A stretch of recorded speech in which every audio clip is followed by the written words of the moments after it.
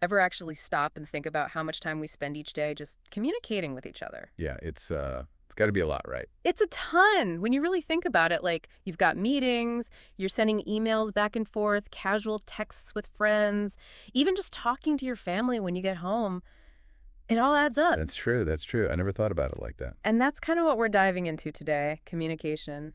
But we're going deeper than just surface level stuff, you know? We want to uncover the techniques and insights that can help anyone become like a communication superstar. I like it. And to guide our deep dive today, we'll be taking cues from a book you sent over, 50 Communication Activities, Icebreakers, and Exercises by Peter Garber. Oh, yeah, that's a good one. Don't let the title fool you. It's actually packed with super insightful stuff about communication in all sorts of settings. Totally. Right off the bat, it hits you with this startling statistic. Get this.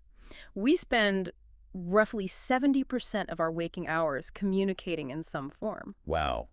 70%. That's Well, that's wild. great. But it gets even more interesting. Of that 70%, a full 45% is dedicated solely to listening. See, that's what I'm talking about. We always emphasize how to be a better speaker, but rarely do we focus on upping our listening game, which is arguably even more important. It really is. And it's kind of funny when you think about it because our brains are actually capable of processing language so much faster than we typically speak. Oh, for sure.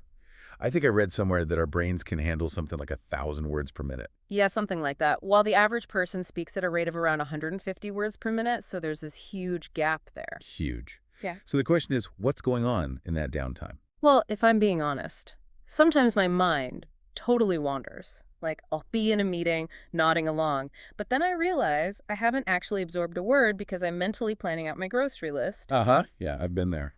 But the book really drives home that being a good communicator is about more than just hearing the words. It's about actively listening. And get this, they have these 4 deceptively simple tips to help us all become better listeners. Oh, I love those bite-sized tips. They're so much easier to digest and actually implement. What's the first one? So tip number 1 is to pay attention to both the what and the how of what's being said.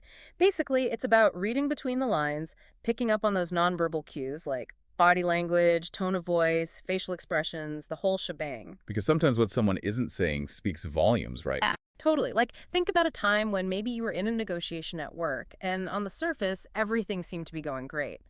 But then you noticed the client subtly shaking their head no while agreeing to something. Oh, I've totally been there. Mhm. It's those little unconscious gestures that often reveal someone's true feelings. Exactly.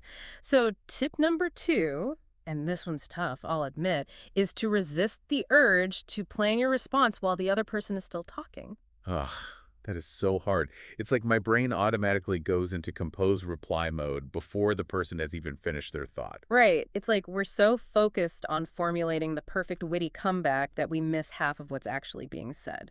But it makes sense when you think about it like this. Have you ever noticed how if you ask someone to repeat instructions, they'll often listen more carefully the second time around? Oh, totally. It's like because they know they're going to have to reiterate it, they actually pay attention. Exactly. And it's the same principle with active listening. When we can quiet that internal monologue and just focus on the speaker, we absorb so much more information. Okay, what's the next tip? All right, so the third tip focuses on engaging with the speaker. And I don't mean interrupting them or finishing their sentences. Please don't do that. No, no, never do that. It's more about using subtle cues to show that you're actively listening and processing what they're saying. Like a well-placed nod, a brief or I see. Little things like that can make a world of difference. It shows you're present and invested in the conversation. Absolutely. And finally, the last tip, which I think we all need to be reminded of from time to time, is to avoid interrupting. As tempting as it can be to jump in with our own thoughts and opinions, it's crucial to let the other person finish their train of thought. It goes back to respect, right? Oh, Making yeah. sure everyone feels heard and valued. Exactly. And speaking of unspoken elements of communication, that leads us perfectly into the next part of our deep dive, the fascinating world of nonverbal cues.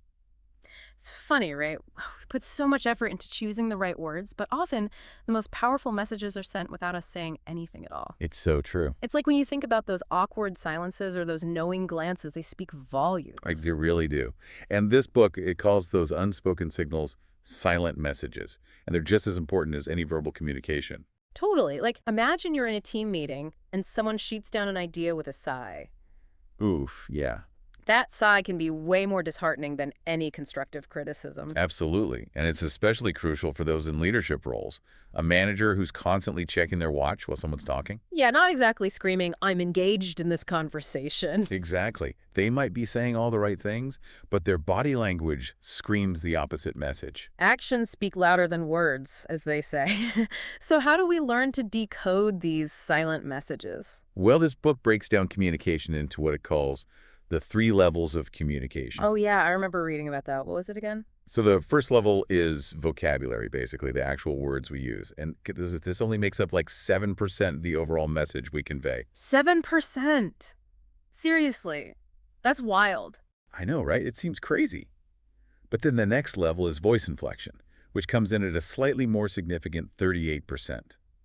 That's all about your tone, your pace, the emotion you pack into what you're saying. That makes total sense. Like, think about when you're on a phone call. You can't see the other person's face, so their tone of voice becomes super important. Oh, 100%.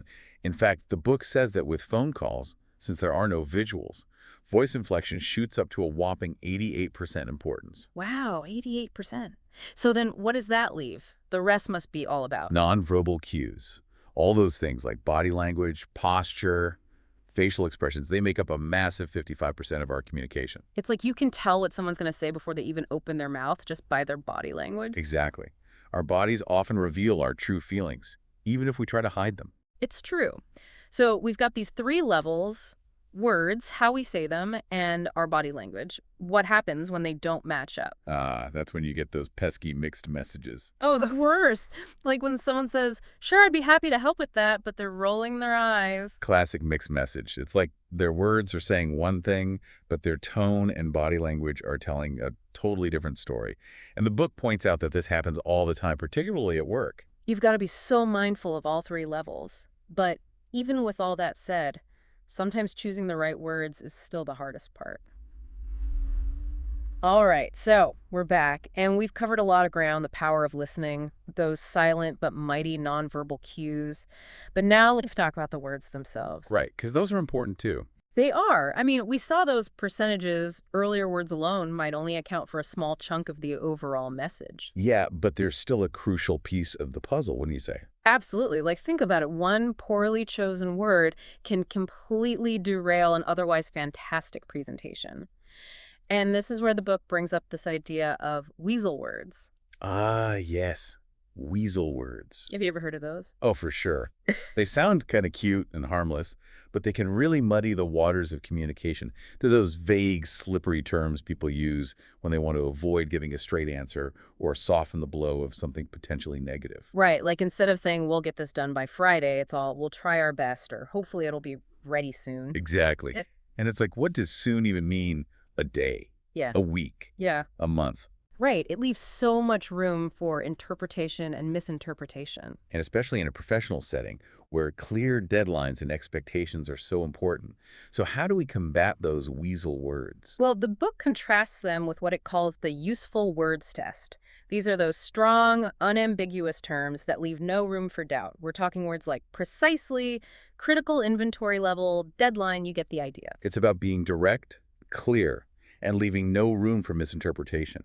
And that goes a long way in building trust and credibility, especially in a professional environment. Absolutely. But of course, clarity isn't everything. We also need to be mindful of our tone and make sure we're not coming across as, overly harsh or aggressive, even when we're being direct. Right. It's about finding that balance between honesty and consideration, which can be tricky. And the book touches on this concept of tactful candor, which I think is so important. It's like that sweet spot where you're able to be truthful and straightforward without being a jerk about it. Exactly. Like, imagine you need to give a colleague constructive criticism or disagree with your boss on a sensitive topic. Finding the right words to get your point across respectfully without being overly critical or confrontational is crucial. It's a skill, for sure. Okay, so we've talked about listening, those nonverbal cues, the power of choosing the right words. It's like we're piecing together this big communication puzzle. I like that analogy. And speaking of puzzles, the book actually includes this activity called the wedding story that really highlights how all these seemingly small details can make a huge difference in our understanding. Oh yeah, the wedding story? That was a fun one. It's like a classic whodunit, right? You're Mhm. given all these clues about a wedding party, and you have to figure out the relationships between everyone. Exactly. And what I love about that activity is that it shows how even seemingly insignificant details like someone's seating arrangement or a casual remark they made can be crucial for solving the mystery. It's a good reminder to pay attention to the little things because you never know what might be important. Absolutely. And it makes you realize that communication is very much like that. That's about piecing together all those verbal and nonverbal clues to get the full picture. Totally. Okay, so for our final thought-provoking point, I want to talk about this idea that really resonated with me, the idea that collaboration often trumps competition, even in a work environment. Oh, I love that because we often get so caught up in that competitive mindset, especially at work, that we miss out on the power of collaboration. Exactly. And the book highlights this through another activity called the trading cards game. Have you ever played that one? Oh, yeah, it's a classic team building exercise. Yeah. But it's so insightful. So basically, you've got these teams, and they're all competing to solve these riddles by collecting these trading cards. But here's the thing. The riddles are designed in a way that the teams could actually solve them much faster if they just collaborated and shared information. Right.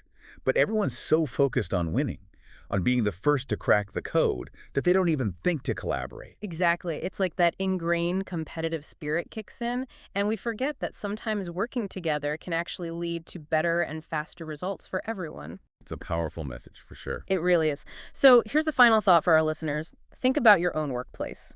How often do you find yourself defaulting to that competitive mindset? And could embracing a more collaborative approach actually unlock better communication and lead to more innovative, effective outcomes for everyone involved? Definitely something to ponder. It is. Mhm. And on that note, we'll wrap up our deep dive into the fascinating world of communication. Huge thanks to Peter Garber's book, 50 Communication Activities, Icebreakers, and Exercises, for providing so many insightful takeaways. Remember, folks, communication is a skill, and like any skill, it can be honed and refined with practice. So keep those lines of communication open and watch as your interactions transform for the better.